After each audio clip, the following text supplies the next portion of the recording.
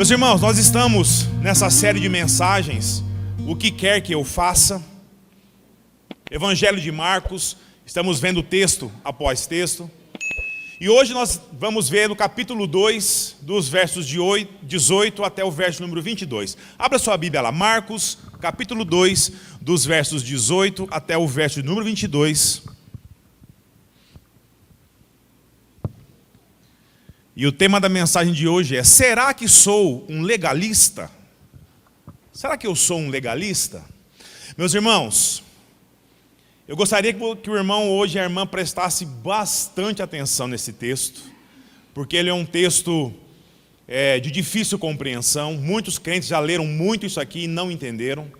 Então eu peço que você fique comigo, me acompanhe ponto a ponto e deixa Deus falar ao seu coração. Amém? Então vamos lá, Marcos capítulo 2, dos versos 18 até o verso de número 22, diz assim a palavra de Deus: Os discípulos de João e os fariseus estavam jejuando e foram perguntar-lhe: por que os discípulos de João e os fariseus jejuam, mas os teus discípulos não? Jesus lhe respondeu: acaso os convidados para o casamento podem jejuar enquanto o noivo está com eles? Enquanto o noivo está com eles, não podem jejuar. Mas chegarão os dias em que o noivo lhe será tirado. Naqueles dias jejuarão. Ninguém costura remendo de pano novo em roupa velha, porque o remendo novo se desprenderá da roupa velha e o rasgo será ainda maior. Ninguém põe vinho novo em recipiente de couro velho, porque o vinho novo romperá o recipiente de couro, e se perderão tanto o vinho quanto o recipiente de couro. Mas põe-se vinho novo em recipiente de couro novo. Até aqui. Abaixe sua cabeça. Senhor, nesse momento, Pai, nós estamos diante da Tua palavra, Deus, e nós clamamos, Pai, a ação do Teu Santo Espírito no nosso meio. Pai amado, abra nosso coração, Deus, abra nosso entendimento, para que as verdades contidas aqui, Pai, ressignifique a nossa vida, o nosso interior, de dentro para fora, Pai. Que nós possamos sair daqui, Deus, bem melhores que nós entramos. Obrigado, Deus, pelo privilégio que nós temos, de forma livre, de poder estudar a Sua palavra, aprender a Sua vontade.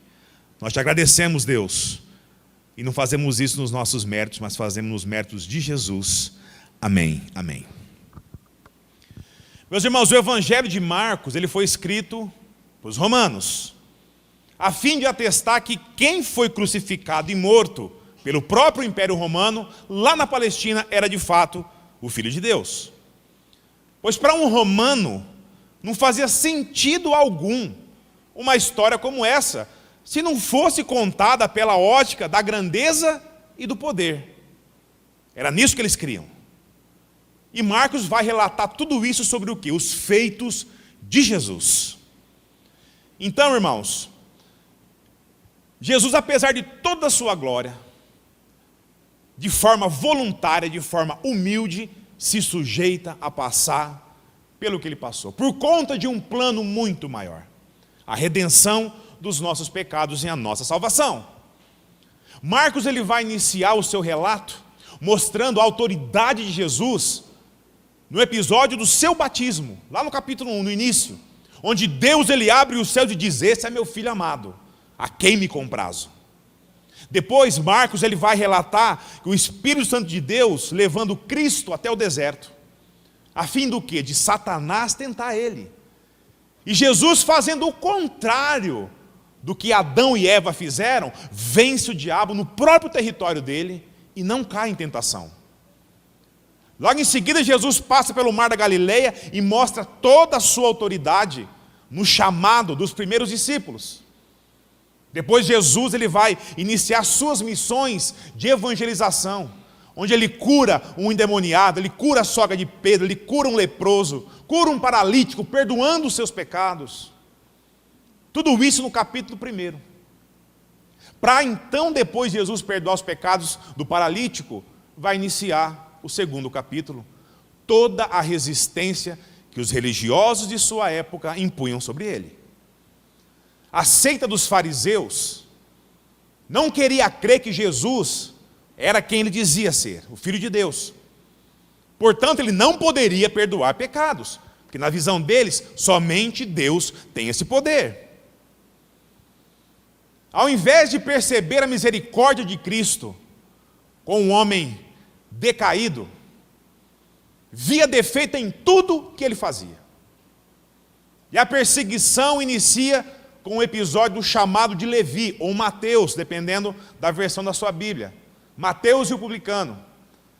Onde Jesus confronta os fariseus comendo na sua casa com muitos outros publicanos e pecadores. E hoje, irmãos, nós veremos mais um embate entre Cristo e os fariseus, com relação ao legalismo judeu. E hoje será sobre a questão do jejum. O jejum. E antes de mais nada, nós precisamos entender o propósito do jejum nos tempos bíblicos. Meus irmãos, o jejum e a oração era uma prática de expressão de quebrantamento, de contrição do coração. Isso se dava entre os judeus quando havia algo que realmente afligisse o coração daquela gente, como catástrofes naturais, guerras, doenças, entre outras. E isso era para o povo se aproximar ainda mais de Deus, clamando por sua misericórdia diante do problema que afligia a nação. Esse era o propósito de se jejuar naquela época.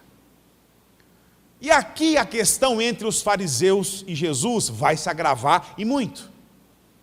Enquanto os fariseus estavam jejuando, mostrando-se exteriormente em uma aparência mortificada, em uma aparência sofrida, aparentemente os discípulos de Jesus e o próprio Jesus estavam lá comendo, bebendo na casa de Levi, festejando o fato de que Levi, ou Mateus, havia entrado para o reino dos céus.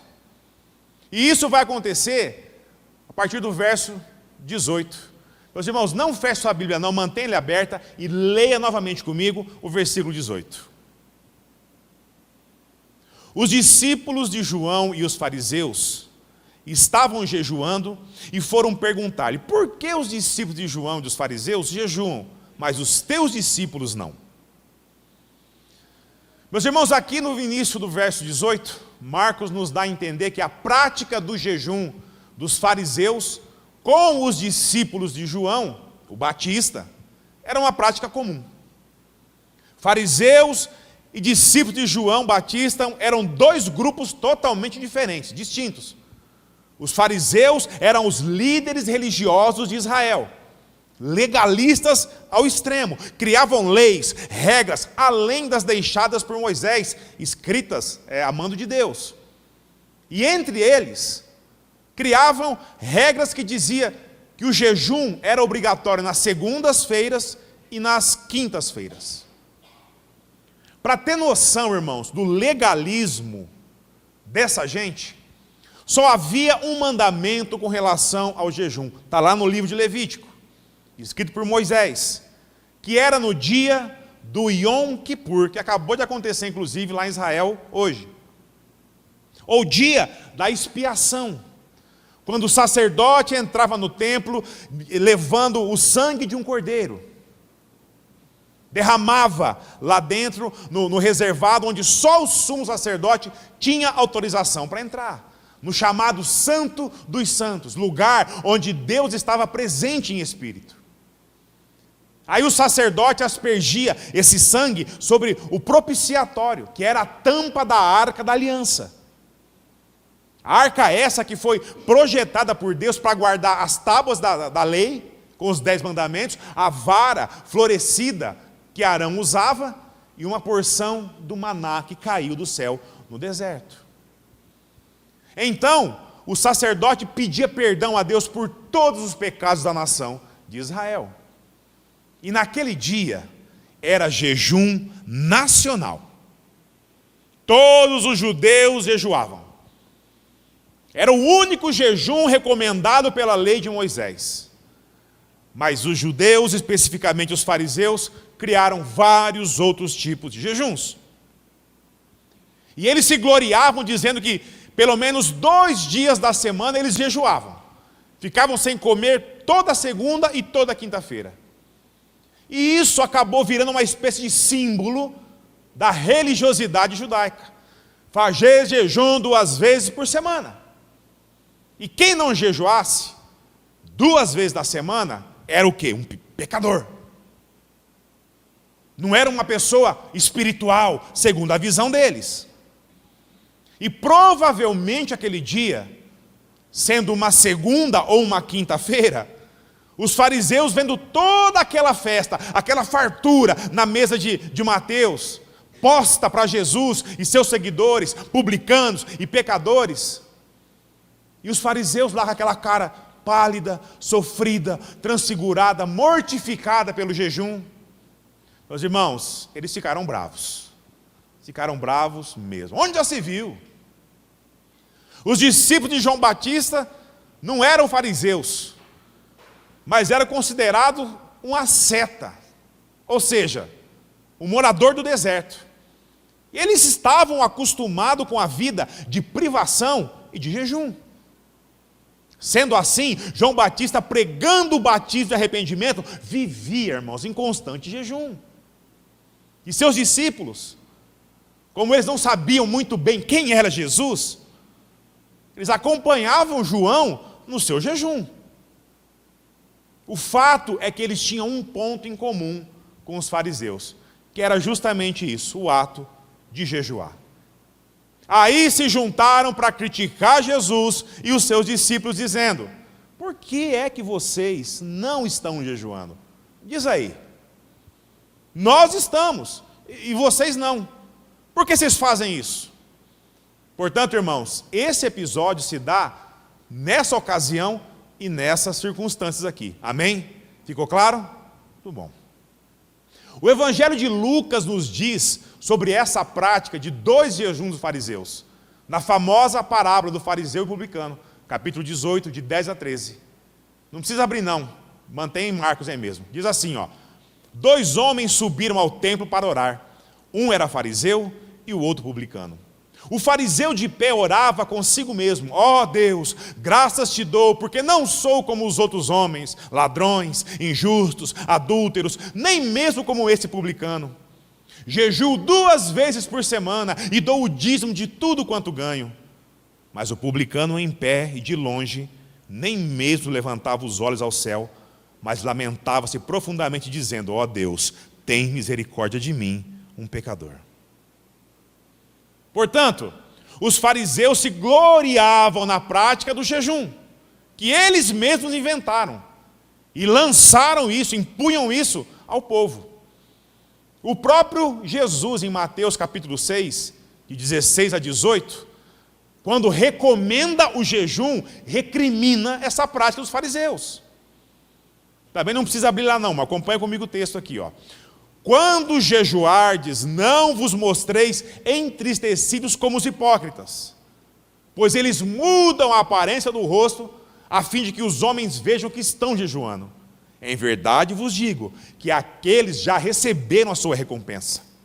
Tu, porém, quando jejuares, põe óleo na cabeça e lava o rosto, para não mostrar aos homens que está jejuando, mas a teu Pai que está em secreto, e teu Pai que vem em secreto te recompensará.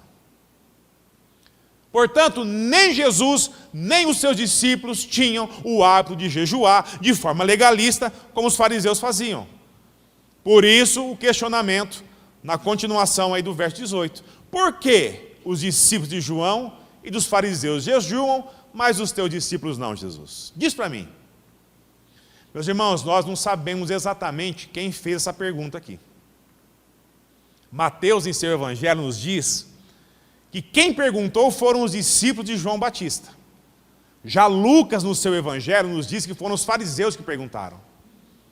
E aqui vemos Marcos, de forma generalizada, dizer que alguns foram e perguntaram. O mais provável é que foram os discípulos de João, envenenados pelos fariseus. Pois eles já estavam o quê? De olho em Jesus, achando defeito em tudo que Jesus dizia, em tudo que ele fazia. Então, nada mais o quê? conveniente aproveitar que os discípulos de João estavam jejuando também e contaminar eles. Por quê? Porque eles tinham mais proximidade com Jesus do que os fariseus. Aí, de forma maliciosa, de forma a procurar pretexto para condenar Jesus, os fariseus se aproveitam da ingenuidade daquele povo e usam eles como instrumento de investigação contra o Cristo. A fim do quê? De expor Jesus de uma forma degenerativa. Pois João Batista, para um judeu, ele era um grande profeta de Deus. Meus irmãos, trocando em miúdos, a intenção dos fariseus com tudo isso era de afirmar que Jesus não era o Filho de Deus. Pois nós, os fariseus, jejuamos 2 vezes na semana. E os discípulos de João também jejuam. E você, Jesus? E os seus discípulos? Se negam a jejuar? Para nós, você não é quem diz ser. Você não passa de um falso profeta. Essa era a alegação atrás dessa pergunta. Meus irmãos, e mesmo a pergunta sendo maldosa, maliciosa, digna de ignorância, digna de ignorar, sabe o que mais me impressiona? É que Jesus respondia. Ele respondia. Hoje em dia, se alguém nos faz uma pergunta desse tipo, o que eu e você fazemos? Geralmente corremos para onde? Para o Facebook, para o Instagram, e enchemos a rede social dele do quê? De ofensa. Aí a gente vai lá o quê? E bloqueia a pessoa. Mas Jesus não, ele respondia. E o que me impressionou nesse texto é que Jesus respondia não para simplesmente colocar por terra o argumento deles, mas como um grande mestre dos mestres. A intenção de Jesus era ensinar principalmente seus discípulos com isso. Os do passado e eu e você nos dias de hoje. Pois eles também poderiam cair diante do veneno destilado pelos fariseus, que infectaram os discípulos de João. E eu e você, diante de tanta bobagem que nós vemos espalhadas aí fora. Jesus, então, de forma simples, utilizando de recursos do próprio cotidiano, de forma muito didática, com toda a paciência, vai responder àquela gente com 3 ilustrações. Sendo que a primeira está aqui nos versos 19 a 20. Acompanhe comigo a leitura, mais uma vez, 19 a 20. Jesus lhe respondeu: acaso os convidados para o casamento podem jejuar enquanto o noivo está com eles? Enquanto o noivo está com eles, não podem jejuar, mas chegarão os dias em que o noivo lhe será tirado. Naqueles dias jejuarão. Para entendermos isso aqui, a gente precisa analisar como era um casamento naquela época. Meus irmãos, os casamentos naquela época duravam em média 1 semana. Havia uma espécie de contrato entre os noivos. Os convidados que vinham de tudo quanto era lugar, era a responsabilidade do noivo arranjar alojamento para todos esses convidados. E, consequentemente, o quê? Tinha que alimentar essa gente toda. Irmãos, era muita comida, era muita bebida, e era um momento de extrema felicidade numa ocasião como aquela. Aí Jesus diz assim: imagina você, estamos no meio da festa de um casamento e os convidados o que? Resolvem jejuar, é isso? Pensa comigo, era uma semana de festa. Quem queria jejuar numa questão como essa? Comida e bebida à vontade, era só alegria. Jesus dizendo: jejuar agora? Faz sentido isso? Meus irmãos, Jesus estava comparando sua presença aqui nesse mundo a uma festa de casamento. E por quê que ele fez isso? Lá no Antigo Testamento, diversas vezes Deus comparou o seu relacionamento com a nação de Israel como um casamento. Deus era o noivo e a nação de Israel era a noiva. Tanto que quando Israel caía em pecado, Deus se queixava dizendo, como um marido traído: você, Israel, se prostituiu, você, Israel, me trai com outros deuses. Era isso que Deus dizia. Portanto, isso aqui, irmãos, era de fácil compreensão para um judeu. O povo ali sabia muito bem que Jesus queria dizer com aquilo lá. Jesus estava dizendo: agora não é hora de jejum, agora não é hora de tristeza, mas de alegria. O rei chegou, o rei está entre nós, o reino de Deus está entre vós. Fariseus e discípulos, João Batista, vocês fazendo uma pergunta dessa, ou seja, vocês não entenderam nada. Aí no verso 20, Jesus dá uma palavra muito importante. Leia comigo o versículo 20. Mas chegarão os dias em que o noivo lhe será tirado. Naqueles dias jejuarão. Meus irmãos, em todo o evangelho de Marcos, aqui é a primeira vez que Jesus se refere ao fato que ele sabia que ele ia morrer. Que ele iria para a cruz, que seria sepultado, mas ressurgiria e voltaria ao Pai. Aqui é a primeira menção velada sobre a cruz. E Jesus disse: naqueles dias todos jejuarão. Jesus não está sendo contra o jejum, mas contra o motivo, a prática e a ocasião errada do jejum. Pois haverá dias que nós iremos jejuar, pois o noivo estará longe. E nós iremos suplicar: Maranata, Senhor, vem, vem, Senhor. Nós cantamos isso hoje, começando o culto. Esse dia vai chegar. Portanto, Jesus disse que não havia sentido em jejuar naquele momento, pois nós teríamos muito motivo posteriormente. Já a segunda ilustração que Jesus vai usar, também era muito comum e fácil de compreender. Leia comigo o verso 21. Acompanhe comigo a leitura. Ninguém costura remendo de pano novo em roupa velha, porque o remendo novo se desprenderá da roupa velha e o rasgo será ainda maior. Meus irmãos, a maioria das pessoas naquela época usava roupas até o limite que o tecido aguentava. Ia chegando uma hora que o tecido não aguentava mais, e os buracos começavam a aparecer na roupa. E o povo também sabia que se costurasse um remendo de tecido novo num tecido velho, quando lavasse aquela roupa, o tecido novo ia encolher, repuxaria o tecido velho, causando o quê? Mais estrago ainda. E o que Jesus estava querendo dizer com isso aqui? Que o remendo novo é Ele. É Ele. Ele estava trazendo o novo, conforme havia prometido no Antigo Testamento. E a roupa velha era uma referência ao judaísmo com todas aquelas tradições e regras religiosas. E aqui, irmãos, tem uma aplicação muito importante a eles e a mim e a você. Preste muita atenção. Não tem condições de uma pessoa se dizer cristão, mas ser legalista como aqueles fariseus e como muita gente, infelizmente, das nossas igrejas no dia de hoje. Infelizmente.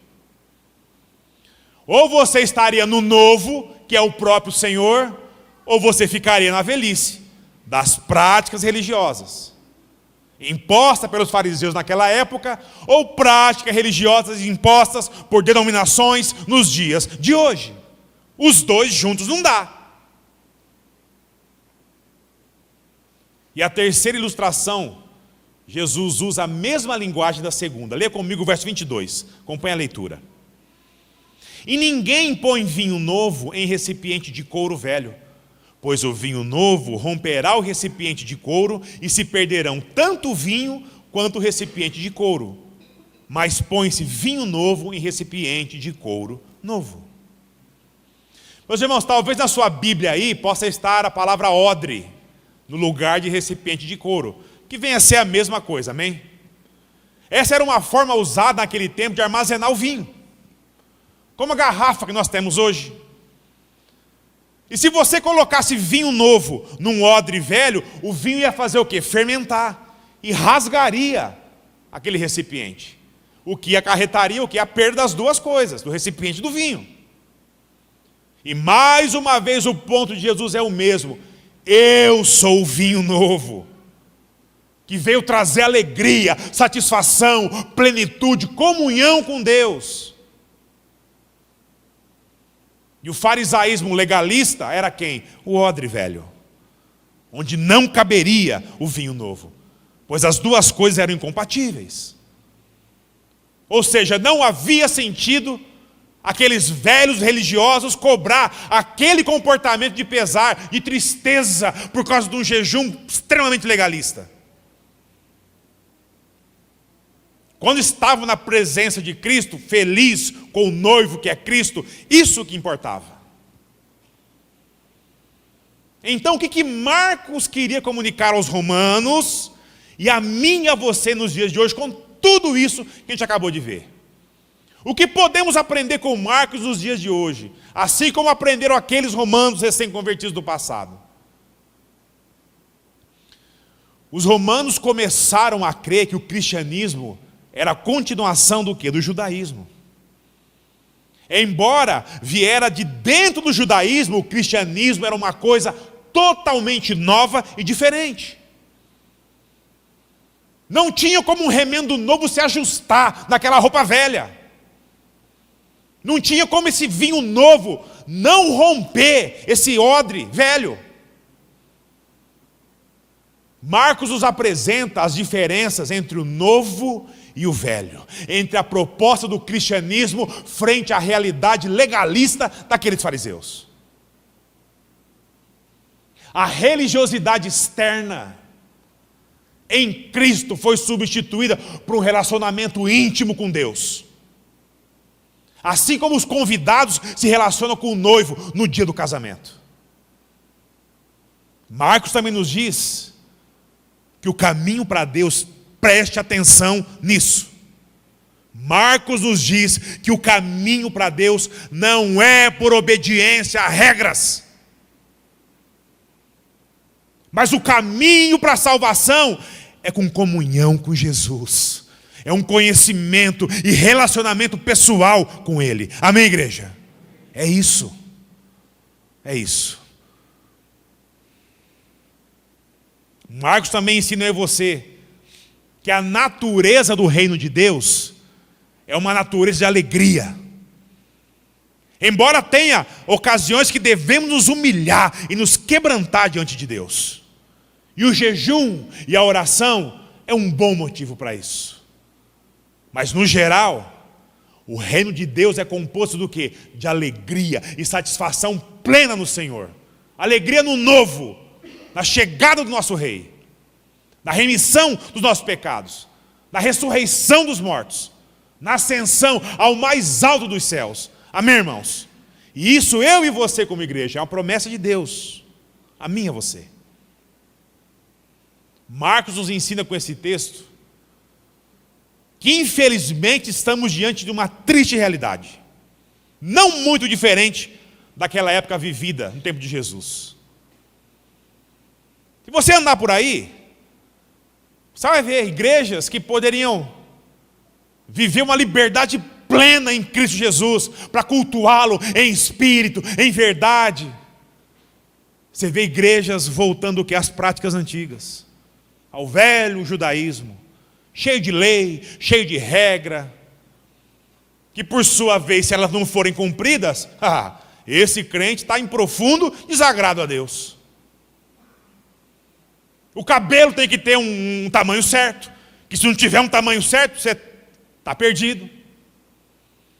A saia não pode mostrar o calcanhar, porque se mostrar o calcanhar, essa mulher está perdida. Orar sem véu na cabeça. Você orando, que serva que é você? Deus não vai te ouvir em nada. Crente de verdade, como que anda um crente de verdade? Qual que é o estereótipo de um crente de verdade? Não, crente de verdade é só terno e gravata. Só terno e gravata. Na igreja é homem de um lado, mulher do outro. Onde já se viu na casa de Deus você comemorar um casamento, um aniversário? Que blasfêmia contra o Senhor. Irmãos, veja bem. Eu não estou dizendo aqui que não há regras. As regras existem sim. E estão todas aqui, ó, nas Escrituras. E foram criadas pelo próprio Deus. E não no embasamento do entendimento humano, falho e equivocado. Motivado por tradição e pelos interesses do coração do homem. Por mais bonitas que sejam, todas devem ser examinadas à luz da palavra de Deus. Amém, igreja? Isso aqui é o filtro. O próprio Deus nos deixou exercícios espirituais para que nós cresçamos como santos, como separados desse mundo. E quais são esses exercícios? Vamos lá. Será que eu e você, nós lemos a Bíblia todo dia? Essas respostas é para a gente mesmo, amém, irmãos? Será que eu e você, nós lemos todo dia a Bíblia? Será que a gente imprime esforço mesmo, determinação para participar dos cultos e das programações da igreja? Será que antes da gente ceiar com o Senhor, nós nos examinamos de fato? E quando o momento é correto, é necessário, será que nós jejuamos com a motivação correta? Irmãos, tem gente que jejua para trocar de carro. Tem gente que jejua para trocar de casa.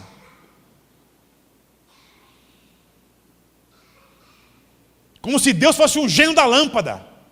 Que é só esfregar a lâmpada que Ele vai resolver os seus problemas financeiros, os seus problemas de...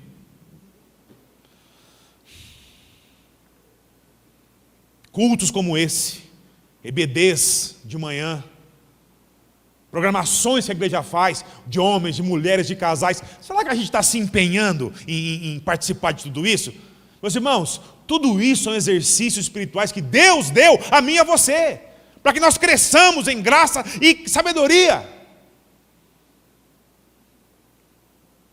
Um crente em Cristo tem a liberdade de jejuar 1, 2, 3 vezes por semana, se ele quiser. Isso é uma decisão particular dele. O que não pode é querer impor isso à igreja como um todo. Como se Deus só vai ouvir as nossas súplicas se a gente jejuar 15 vezes na semana. E Marcos aqui vai nos dar um ensinamento muito precioso, que se aplica diretamente a nós, no nosso tempo, em nosso contexto como igreja. Marcos nos mostra que a maioria das vezes, os maiores críticos que temos dentro do corpo de Cristo, são justamente aqueles que se julgam como grandes piedosos espirituais. Esses são bons de apontar o dedo para o outro. Marcos nos ensina que assim como aqueles fariseus, quanto mais piedosa e espiritual a pessoa se julga, mais erros e defeitos vai buscar encontrar onde? Na vida do outro. Ele não erra. Ele é o crente 5 estrelas. Nota 10. Ele não erra. Mas você, irmão, você, irmã, olha aí, irmão, olha aí, irmã. Eu me recordo que eu recém-convertido, com sede de buscar a Deus, da palavra, e a graça do Senhor sendo muito bem servido na igreja a qual eu frequentava. Mas o meu radar, meus irmãos, para assuntos bíblicos e assuntos comportamentais da vida cristã estava ali, ó, no nível máximo. Ah, irmão, se você desse uma mancadinha perto de mim, eu ia ficar assim, ó, sistematizando na cabeça, na mente, o que eu iria te dizer, como o quê? Como uma lição de moral cristã. Eu ficava procurando isso na vida dos outros. Para mostrar o quê? Nossa, como você entende a palavra de Deus? Mas no fundo, eu queria deixar claro que pelo fato do meu interesse compulsivo, apesar de recém-convertido, eu era mais crente do que muitos crentes da igreja. Esse era o meu ponto. O irmão lá com 30, 40 anos de banco de igreja, dava uma pisadinha de bola, falou: irmão, que é isso, irmão? Aqui, ó, olha para mim, faz 2 anos estou na igreja, irmão. Você com 30 dando uma mancada dessa? Na minha ingenuidade, sendo um bebê na fé ainda, eu queria mostrar como se deveria servir a Deus de verdade. Eu querendo ensinar como servir a Deus de verdade. Meu Deus, que ingenuidade, quanta imaturidade cristã. E pensa que isso é um privilégio só meu? Negativo. Se nós pegássemos uma peneira aqui, ó, fizesse assim na igreja, você ia ver quantos e quantos iriam ficar nessa peneira. Quantos e quantos iriam ficar nessa peneira? Sabe o nome disso aqui, irmão?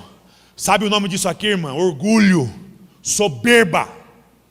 O mesmo pecado que custou a cabeça do diabo. Hoje eu olho para mim e percebo: Senhor, tem misericórdia de mim, Pai. Quanto falho eu sou. Quanto que eu preciso me exercitar espiritualmente. Da maneira como Deus quer nos ensinar, através da sua palavra. E a pergunta que fica para mim, na minha mente, e também faço para a igreja: será que nós somos tão espetaculares assim?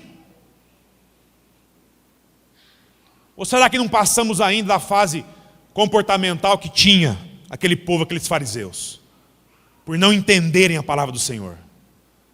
Pense nisso, irmão. Pense nisso.